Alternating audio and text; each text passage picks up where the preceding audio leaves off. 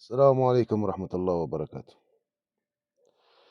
حبيت نتحدث على هذه الصورة، نتحدث على كأس الرومان وتحدث عنها الأخ عبد الهادي الليبي. طبعا هذا برنامج الذكاء الاصطناعي.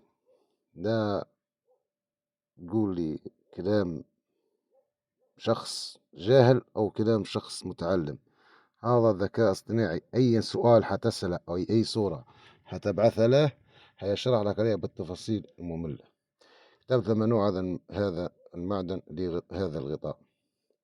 الغطاء الزجاج الظاهر في الصورة مصنوع على الأرجح من معدن ألمنيوم أو الحديد المطلي بالقصدير المعروف باسم تين بليت.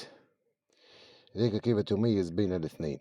واحد ألمنيوم خفيف الوزن جدا لا يصدأ عند ثانية أو ضغط عليه يصدر الصوت خفيف، غالبا ما يستخدم في غطاء المشروبات الغازية.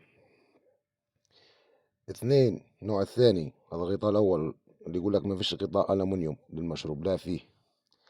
النوع الثاني حديد المطلي بالقصدير التمبليت، ثقيل خلينا أثقل قليلا من الألمنيوم، مقاوم للصدى بفضل طبقة القصدير، ولكن يمكن أن يصدأ إذا ختش الغطاء، يصدر صوت معدني أو طقطقة حادة عند الضغط عليه. يستخدم كثيرا في غطاء زجاجات المشروبات الغازية والعصائر. ملاحظة: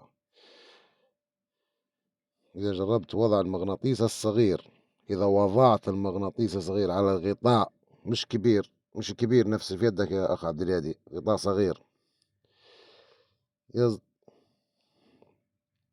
يلتصق المغناطيس بالغطاء، فهو على الأرجح الحديد المطلي بالقصدير. إذ لم يلتصق فهو ألمنيوم. اللي تقول ما فيش ألمنيوم يا جاهل يا جاهل يا جاهل.